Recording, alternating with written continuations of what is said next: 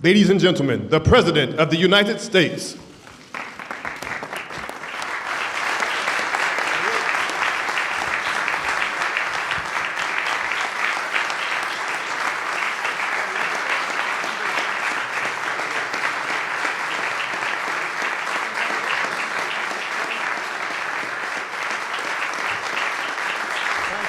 Thank you. Please have a seat, everybody. Good evening, everybody. As President, one of my highest national security priorities is to prevent the spread of nuclear weapons. That's why my administration has aggressively pursued a comprehensive agenda of non-proliferation and nuclear security. Leading by example, we agreed with Russia to reduce our nuclear arsenals through the New START Treaty, and I've urged the Senate to move forward with ratification this year. And with allies and partners, we've strengthened the global non-proliferation regime, including the cornerstone of our efforts, the Nuclear Non-Proliferation Treaty. Now, in the entire world, there is only one signatory to the NPT, only one, that has been unable to convince the International Atomic Energy Agency that its nuclear program is for peaceful purposes. One nation, and that nation is Iran. For years, the Iranian government has violated its commitments, defied the United Nations Security Council resolutions, and forged ahead with its nuclear program, all while supporting terrorist groups and suppressing the aspirations of the Iranian people. Since taking office, I've made it clear that the United States was prepared to begin a new chapter of engagement with the Islamic Republic of Iran. We offered the Iranian government a clear choice. It could fulfill its international obligations and realize greater security, deeper economic and political integration with the world, and a better future for all Iranians. Or it could continue to flout its responsibilities and face even more pressure and isolation. To date, Iran has chosen the path of defiance. And that's why we have steadily built a broader and deeper coalition of nations to pressure the Iranian government. Last month, we joined with our partners at the UN Security Council to pass the toughest and most comprehensive multilateral sanctions that the Iranian government has ever faced. And I want to specifically single out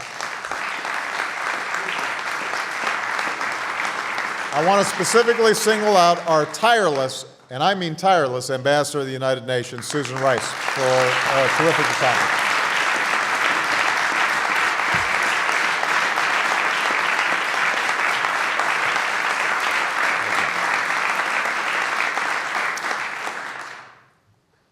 As I said last month, we are going to make sure that these sanctions are vigorously enforced.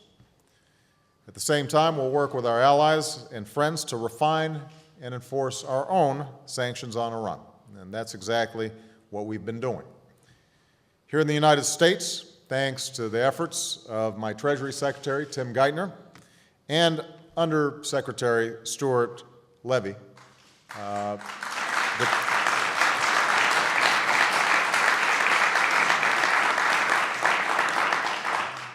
they have been terrific on this effort. Stuart's been just outstanding. We have imposed sanctions against more institutions, more individuals involved with Iran's nuclear and missile programs. Other nations are now acting alongside us. Nations like Australia, which announced new sanctions, including those against a major Iranian bank and Iran's shipping company. The European Union is moving ahead with additional strong measures against Iran's financial, banking, insurance, transportation, and energy sectors, as well as Iran's Revolutionary Guard. Other countries, like Canada, have indicated they will also be taking action. In other words, we are ratcheting up the pressure on the Iranian government for its failure to meet its obligations. And today, we're taking another step, a step that demonstrates the broad and bipartisan support for holding Iran accountable. I'm pleased to sign into law the toughest sanctions against Iran ever passed by the United States Congress, the Comprehensive Iran Sanctions, Accountability, and Divestment Act.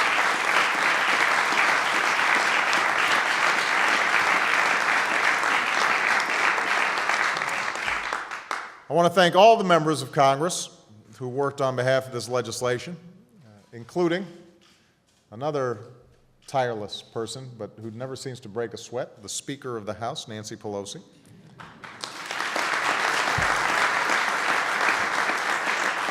I want to thank Representatives Steny Hoyer and Eric Cantor for doing outstanding work.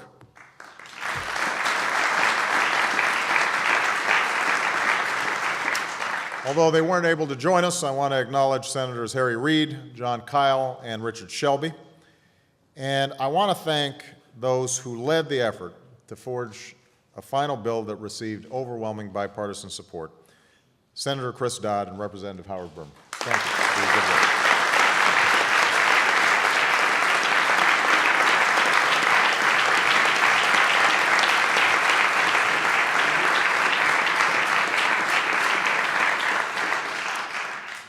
Consistent with the Security Council mandate, this legislation strengthens existing sanctions, authorizes new ones, and supports our multilateral diplomatic strategy to address Iran's nuclear program.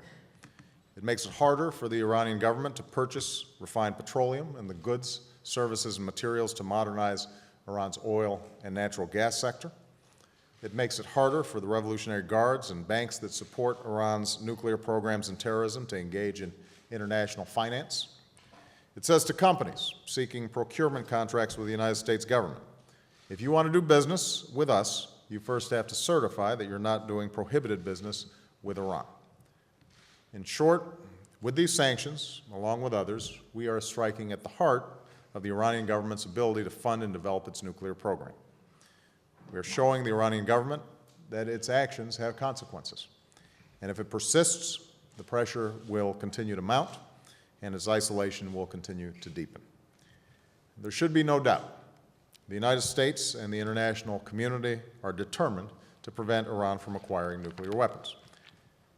Now, finally, even as we increase pressure on the Iranian government, we're sending an unmistakable message that the United States stands with the Iranian people as they seek to exercise their universal rights. This legislation imposes sanctions on individuals who commit serious human rights abuses, and it exempts from our trade embargo technologies that allow the Iranian people to access information and communicate freely. In Iran and around the world, the United States of America will continue to stand with those who seek justice and progress and the human rights and dignity of all people. So again, this is not a day that we sought, but it is an outcome that was chosen by the Iranian government when it repeatedly failed to meet its responsibilities. And the government of Iran still has a choice. The door to diplomacy remains open. Iran can prove that its intentions are peaceful. It can meet its obligations under the NPT and achieve the security and prosperity worthy of a great nation.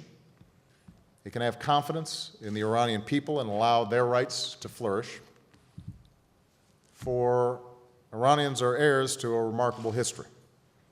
They are renowned for their talents and their contributions to humanity.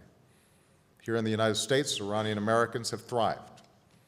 And within Iran, there's a great potential for the Iranian people to forge greater prosperity through deeper integration with the international community, including with the United States. That's the future we do seek, one where Iran's leaders do not hold their own people back by failing to live up to Iran's international obligations, and where Iran can reclaim its place in the community of nations and find greater peace and prosperity. That is the Iranian government's choice, and it remains our hope that they choose this path, even as we are clear-eyed and vigilant about the difficult challenges ahead. So with that, I will sign this legislation into law.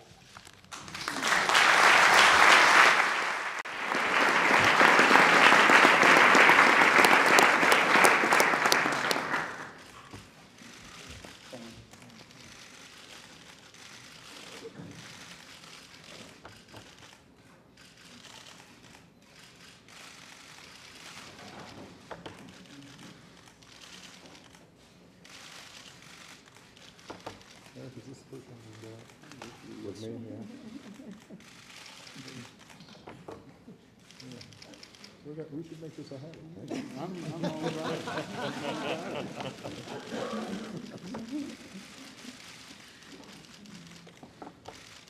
The next time we support one of our initiatives, you'll invite him again, right? Absolutely.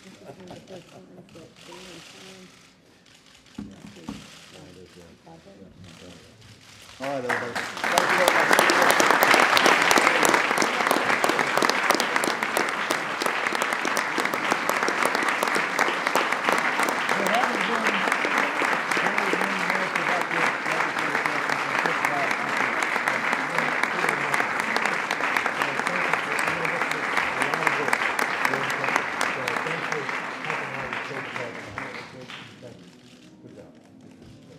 Thank you again.